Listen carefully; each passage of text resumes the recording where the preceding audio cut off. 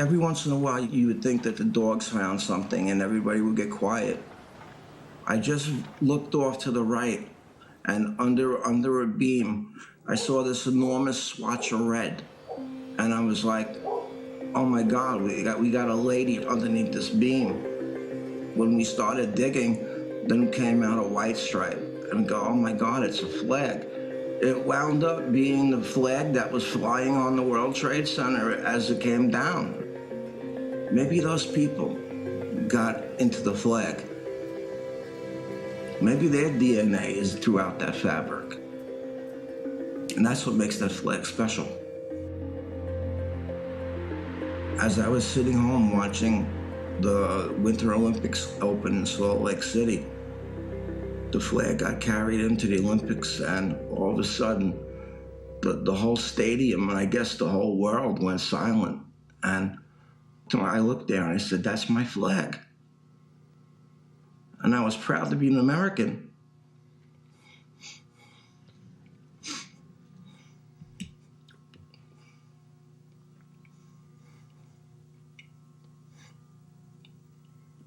What I want to ask Congress is,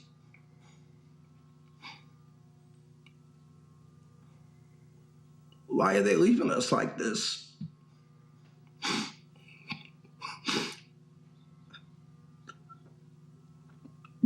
We're just as American as everybody else.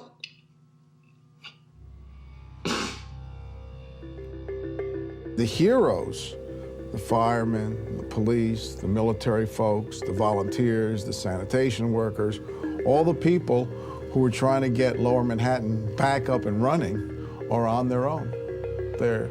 And the society and the government has abandoned them. I was the life of the party. I was a clown. I worked hard and I played hard. I worked anywhere from 60 to 90 hours a week, but I always found time to stay fit, stay in shape, play sports, golf, football, softball. I don't know, when there was a problem, everybody called me, you know, I was the problem solver. I became employed in the construction field. You're seeing this enormous erector set of iron and bolts. To see all of these things come together and complete this project that you were given, it is extremely rewarding. I felt helping to build America was another way of showing my patriotism. I prided myself on, I used to play in the softball team, and I used to be able to hit the ball to the second baseman and still beat the ball to first. I mean, that's how fast I was, and I took great pride in that. One thing that was great about my job, being a paramedic and doing emergency medicine. Every day I went to work, you never know what you're gonna get.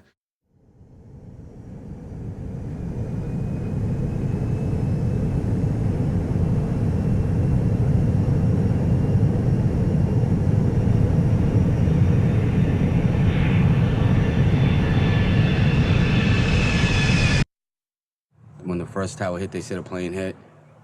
And we kept working, you know, for like another 15, 20 minutes until they just, you know, they kicked us off the job site and everybody had to get home. I got a phone call from my commanding officer, and he's a full-time National Guardsman. And he said, turn on the TV. And I says, well, what channel? And he told me it didn't matter. It comes over the air on the radio that there's a single 40 at the World Trade Center. Single 40. I looked at Jimmy, he looked at me, and the student says, oh, that's a plane crash, that's a plane crash. My whole life has been lead by example. They asked me to go and I went. We witnessed the collapse. My drive was to see if we can find survivors. This is what I do best. I've done it before.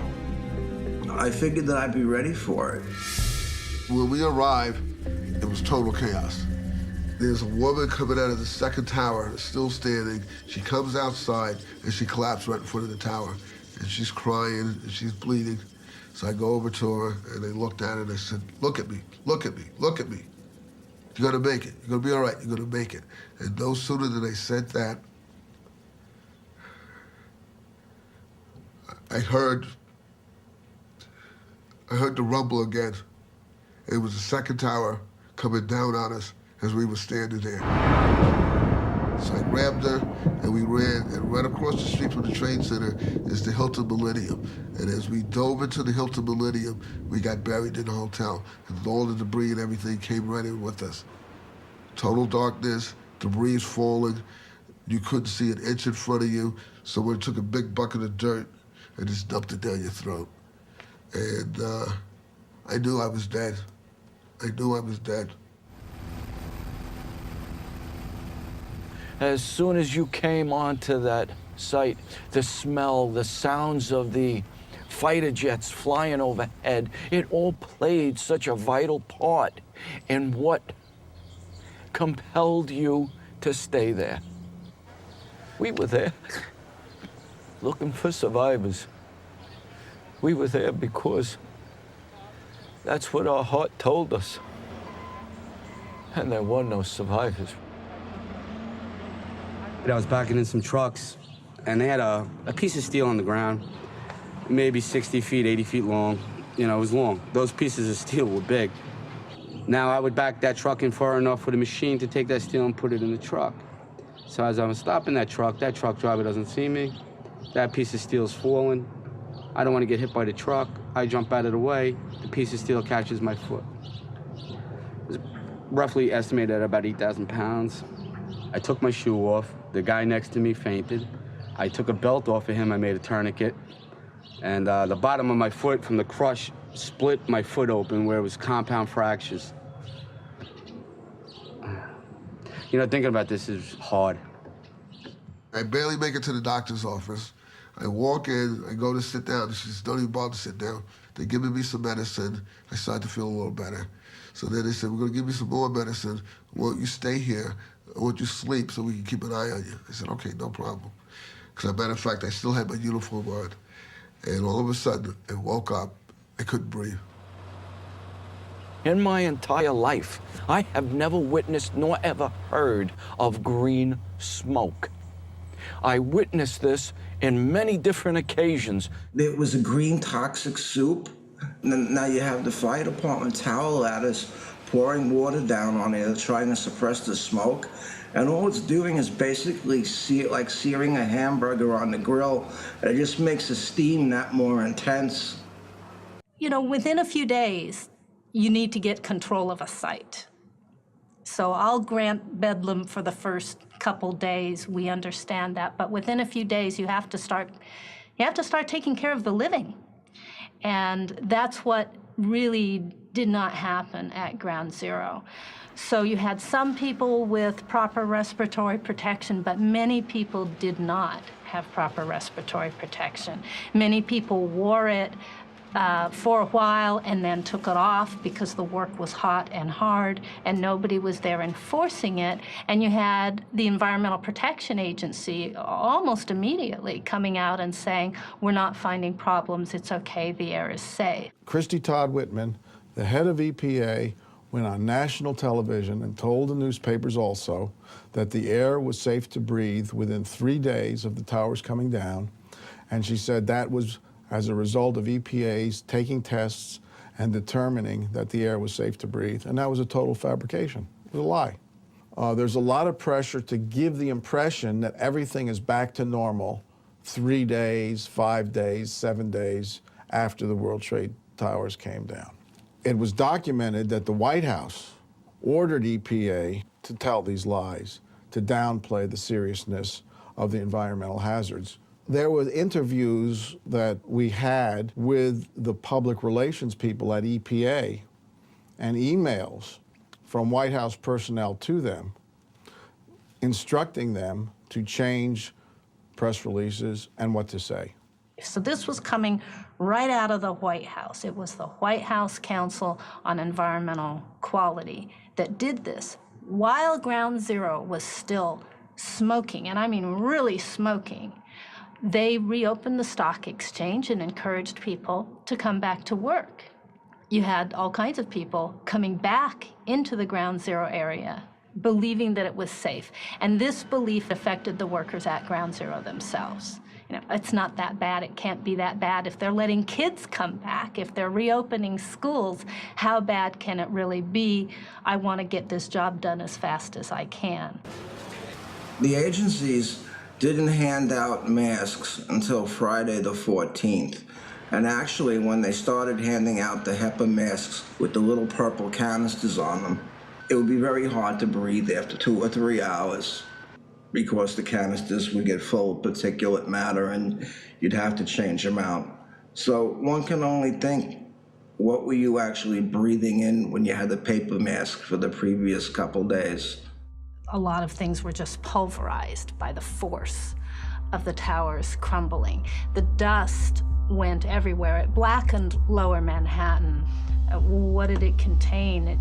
You get dioxins and furans, you'll get asbestos. There were a gazillion computers, so you're going to get lead and copper, cadmium. There were fluorescent lights all over the place, so you got mercury. It also contained a lot of glass, little itty-bitty fibers of glass that just wreaked havoc in people's lungs. It was really very, very harmful to breathe this material in.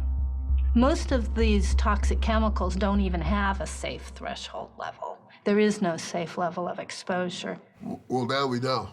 I mean, at the time, I wasn't really thinking about anything being toxic or dangerous. It's just, the debris from the building. But now that debris from the building it's been a curse. Well, the estimates are that there were some 40,000 or more people who came to the Ground Zero site. In our screening program, we've seen now some 11,000 people. About half of those people have persistent respiratory symptoms up to the time of their examination, and for some, that's over 2 years from the time that their exposure began. We've seen people with very significant respiratory problems, including things like persistent sinusitis, persistent laryngitis. These are inflammatory conditions of the upper airways. And we've seen people with new onset asthma who never had asthma before. For some people, this is totally disabling. Asthma, post-traumatic stress disorder, and rhinitis with my nose. That's why sometimes I breathe through my mouth because my nose get all clogged up and the nose will start draining. And that's permanent, and that's not going to change.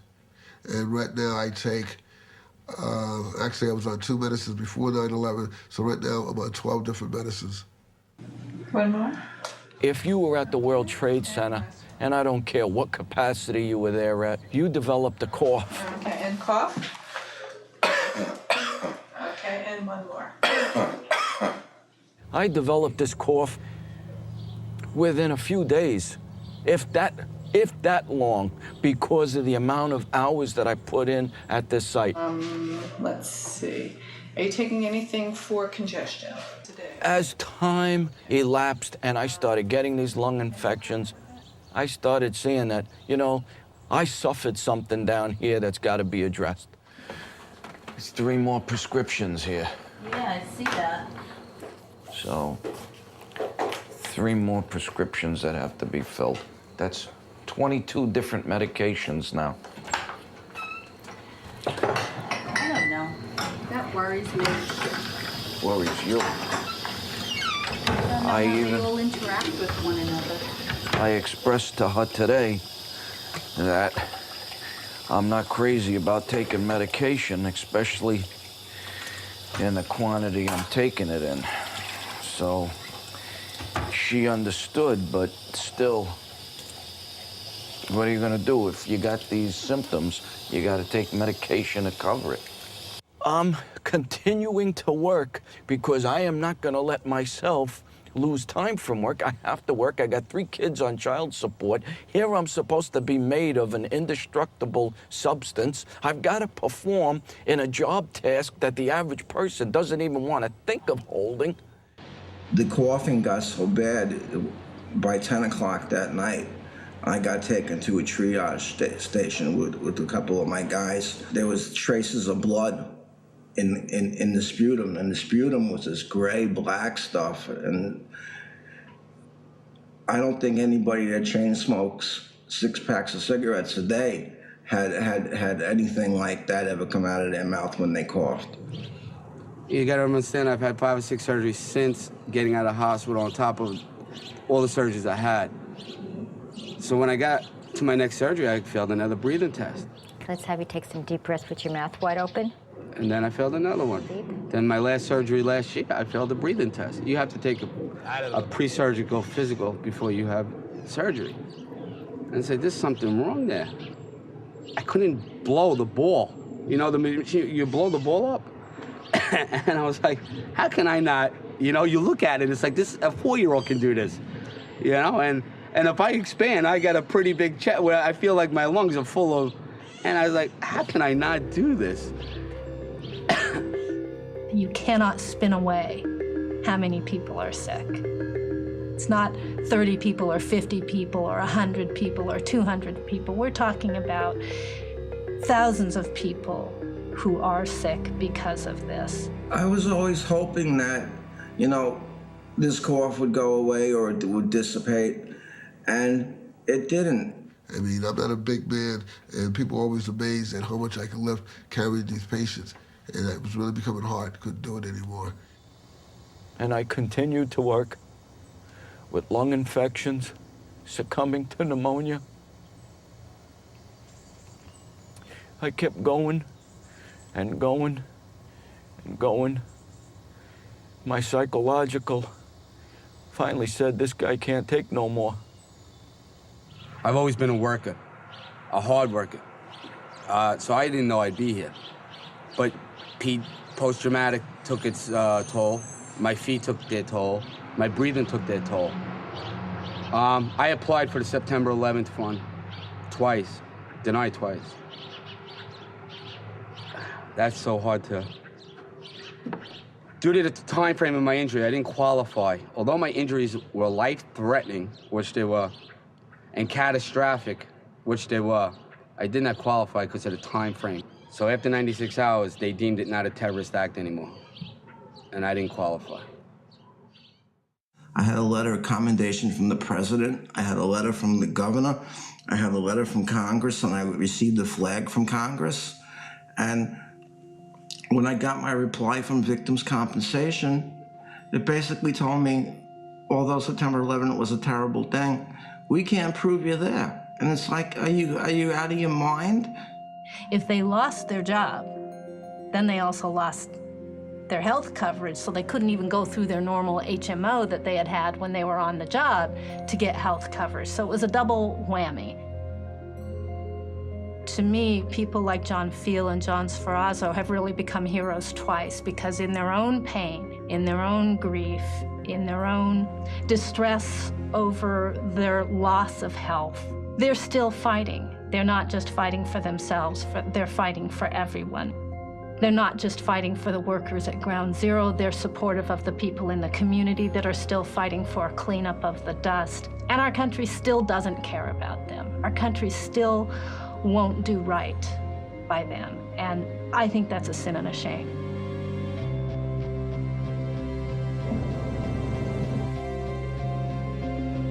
You're talking about Americans on American soil, Americans who pay the taxes that keep the country going.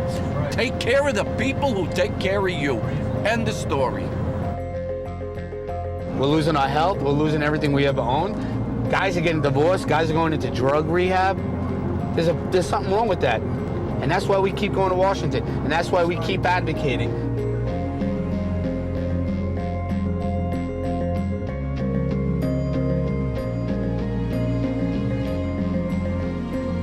We have with us today over 35 injured workers, and we are here at a time when we should be making the federal response stronger to meet the extensive health needs of 9/11. All right. Be strong, bro. Be strong. John, Sir, how are you? How you been? How are you? Good. Good to see you. Hanging in there. But we are instead here today fighting to save funds already promised by Washington for the injured heroes and heroines of 9/11. Thank you, sir. I appreciate that. How are you, John Field, injured 9/11 worker? Instead of offering a plan to strengthen the federal response to the 9/11 health emergency, the White House is instead seeking to take back $125 million in aid that was meant to help support injured workers. 9/11 worker. We cannot allow Ground Zero responders to become the forgotten heroes of 9/11. Instead of trying to figure out what's at the root of this scandal, why isn't the workers' compensation system doing what it should do for these workers? They said, well, you didn't spend the money, so we're taking it back. And the Walsh Amendment is a piece of legislation to stop the money from going back to the federal government, but instead be used by the state to help the workers, the heroes. Congressman, how are you? John Field. How are you, sir? I'm fine. We're injured workers from 9/11. We're looking for your support to keep the Walsh Amendment in New York. I'm sorry? Keep the money in New York that was allocated. It'd be great if we had your support.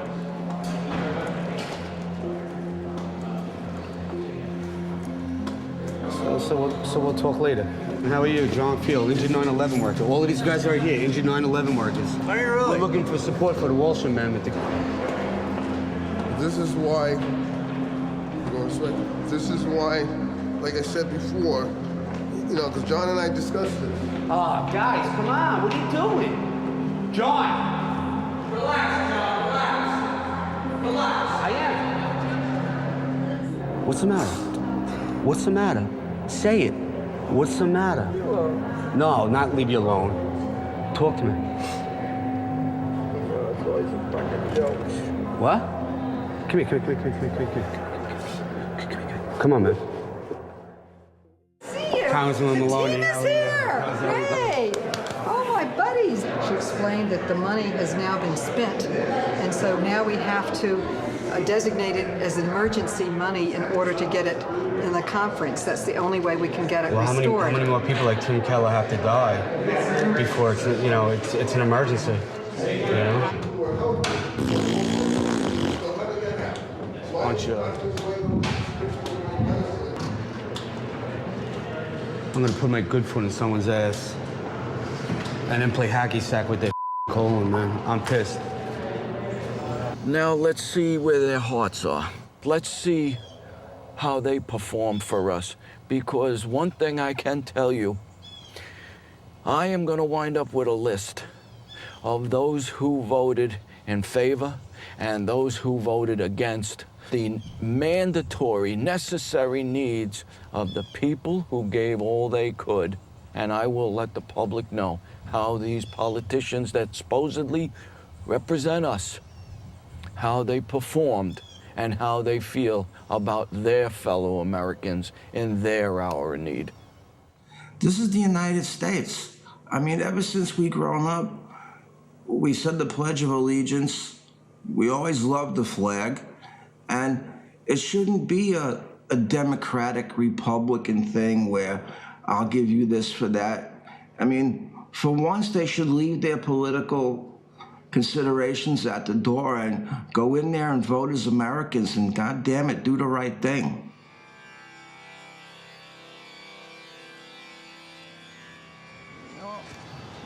We're all ready. Sunday, September 11th,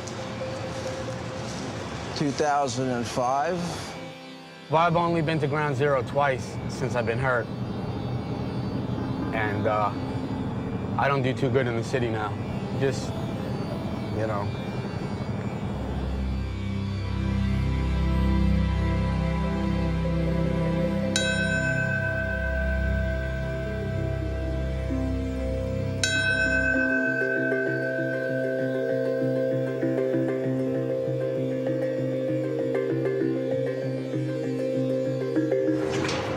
I'm not too happy about being here again. I feel the things that created my nightmares all over.